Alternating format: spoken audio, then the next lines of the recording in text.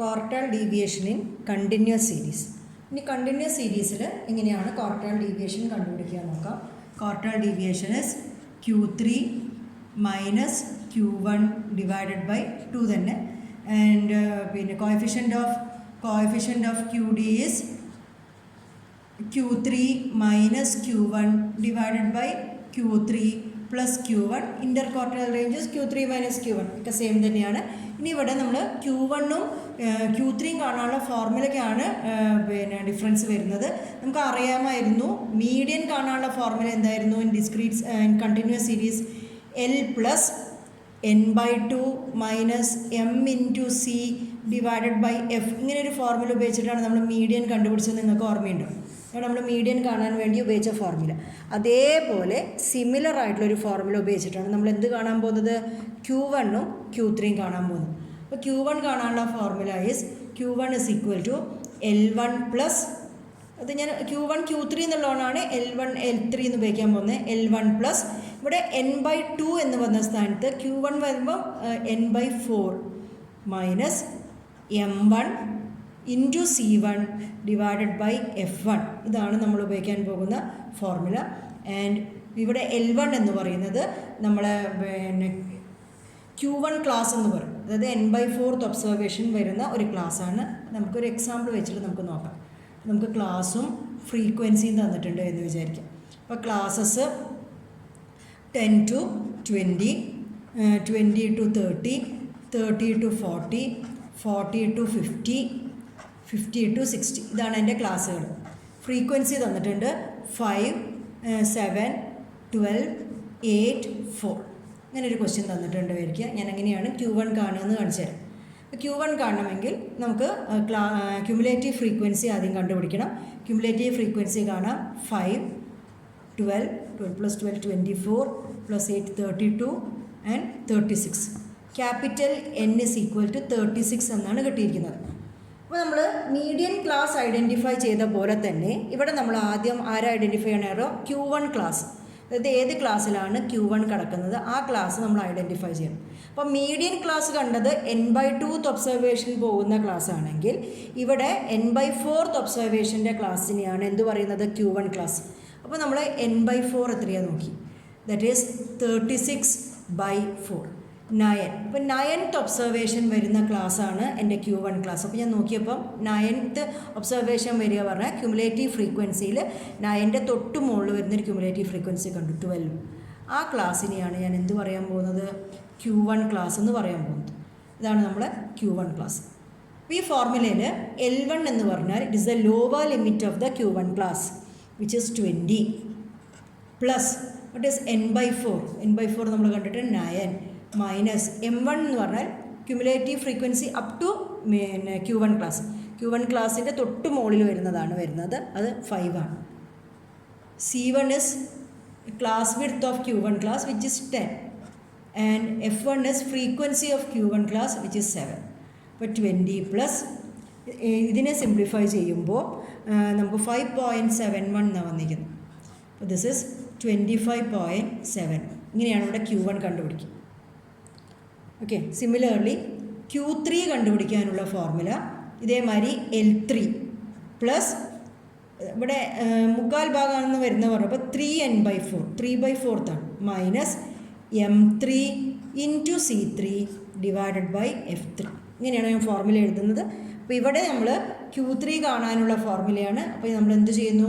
Q3ക്ക് വേണ്ട കാര്യങ്ങളൊക്കെ കാണാം. അപ്പോൾ Q3 ക്ലാസ് ആണ് ആദ്യം ഐഡൻറ്റിഫൈ ചെയ്യേണ്ടത്.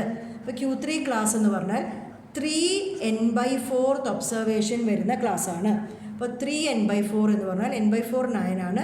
3n/4 പറഞ്ഞാൽ 27th ഒബ്സർവേഷൻ വരുന്ന ക്ലാസ്സിനെയാണ് ഞാൻ ഐഡൻറ്റിഫൈ ചെയ്യേണ്ടത്. അപ്പോൾ 27th ഒബ്സർവേഷൻ വരുന്ന ക്ലാസ് എന്ന് പറഞ്ഞാൽ 27 അതിൻ്റെ തൊട്ട് മുകളിലത്തെ ക്യുമുലേറ്റീവ് ഫ്രീക്വൻസി 32 അവിടെ വരും. ആ ക്ലാസ്സിനെയാണ് ഞാൻ Q3 ക്ലാസ് എന്ന് പറഞ്ഞിട്ട് റൗണ്ട് ചെയ്തിരിക്കുന്നത്. ഓക്കെ. അപ്പോൾ ഈ Q3 ക്ലാസ്സിൻ്റെ ലോവർ ലിമിറ്റാണ് നമ്മളുടെ L3. ഇതിൻ്റെ ലോവർ ലിമിറ്റ് എത്രയാണ്? 40 plus 3n/4 which is 27 minus M3 ഇതിൻ്റെ തൊട്ട് മുകളിലുള്ള ക്യുമുലേറ്റീവ് ഫ്രീക്വൻസി ആ ക്ലാസ്സിൻ്റെ ദാറ്റ് ഇസ് 24 ഇൻറ്റു C3. ഇവിടെ ക്ലാസ് ഇൻ്റർവൽ എല്ലാം സെയിം തന്നെയാണ്. into 10 divided by f3, which is 8. അപ്പോൾ അത് സിംപ്ലിഫൈ ചെയ്യുമ്പോൾ 40 plus 3.75 എന്ന് വന്നു. അപ്പോൾ Q3 is 43.75. അപ്പോൾ Q1 റെഡിയാണ്, Q3 റെഡിയല്ലേ. Therefore quartile deviation is equal to Q3 minus Q1 divided by 2, which is equal to 43.75 minus 25.71 divided by 2 എന്ന് ചെയ്തു. The answer is 9.0. ഇങ്ങനെയാണ് നമ്മൾ ക്വാർട്ടൈൽ ഡീവിയേഷൻ കണ്ടുപിടിക്കുന്നത്. അതായത് ക്വാർട്ടൈൽ ഡീവിയേഷൻ കണ്ടുപിടിക്കുക എന്ന് പറഞ്ഞാൽ Q1ഉം Q3യും മീഡിയന് സിമിലർ ആയിട്ടുള്ള ഫോർമുല വെച്ചിട്ടാണ് കണ്ടുപിടിക്കുക. മീഡിയന് നമ്മൾ n/2th ഒബ്സർവേഷൻ വരുന്ന ക്ലാസ് തിരഞ്ഞിട്ടുണ്ടെങ്കിൽ Q1ന് വേണ്ടി ഞാൻ തിരഞ്ഞത് n/4th ഒബ്സർവേഷൻ വരുന്ന ക്ലാസ് ആയിരുന്നു. അതവിടെ വ്യത്യാസമുള്ളൂ. അതുമാതിരി Q3ക്ക് വേണ്ടി ഞാൻ തിരഞ്ഞത് 3n/4th ഒബ്സർവേഷൻ വരുന്ന ക്ലാസ് ആയിരുന്നു. അപ്പോൾ അങ്ങനെ ചെയ്താൽ കിട്ടുന്നതാണ് Q1ഉം Q3യും ആ ഫോർമുല ഉപയോഗിച്ച് കണ്ടു. And quartile deviation, coefficient of quartile deviation കാണിച്ചാൽ ഇവിടെ നമ്മൾ സബ്സ്റ്റിറ്റ്യൂട്ട് ചെയ്യണം. അത്രയേ ഉള്ളൂ.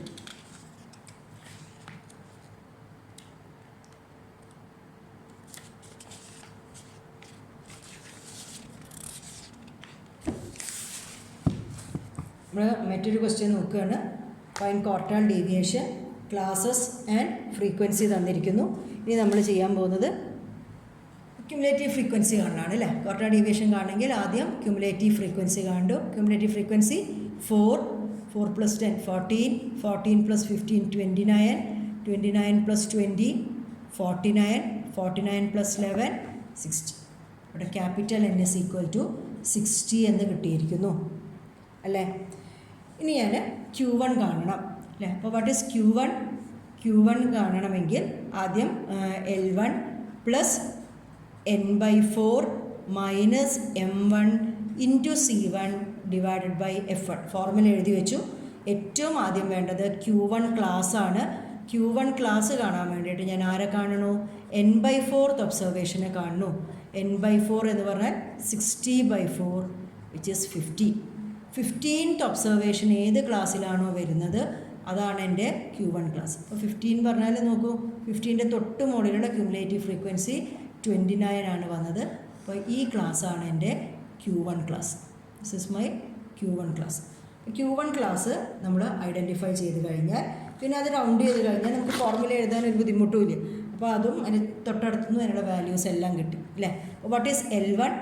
L1 is lower limit of the Q1 class which is 40 plus n/4 നമ്മൾ ഓൾറെഡി കാൽക്കുലേറ്റ് ചെയ്ത് വെച്ചിട്ടുണ്ട്. It is 15 minus what is M1?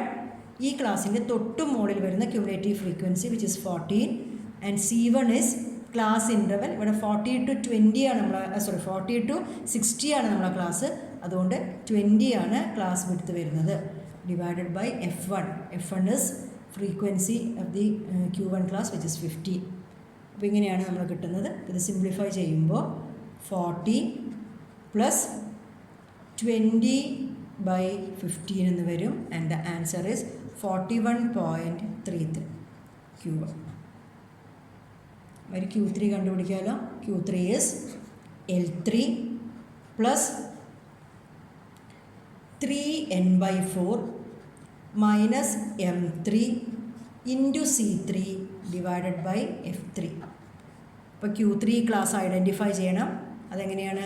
Q3 class കാണാൻ വേണ്ടിയിട്ട് നമ്മൾ 3n/4 എന്താണെന്ന് കണ്ടുപിടിച്ചു. 3n/4 is 3 into 60 divided by 4 which is equal to 45 അല്ലേ. 45 ആണ് എന്ത് കിട്ടിയിരിക്കുന്നത്? 3n/4. അപ്പോൾ 45th ഒബ്സർവേഷൻ വരുന്ന ക്ലാസ്സാണ് നോക്കേണ്ടത്. ക്യുമുലേറ്റീവ് ഫ്രീക്വൻസിയിൽ 45ഓ എൻ്റെ തൊട്ട് മുകളിലോ വരുന്ന വാല്യൂ, അതിപ്പോൾ 49 ആണ്. ആ ക്ലാസ്സാണ് എൻ്റെ Q3 ക്ലാസ്. അപ്പോൾ Q3 ക്ലാസ് ഐഡൻറ്റിഫൈ ചെയ്താൽ വാട്ട് ഈസ് L3?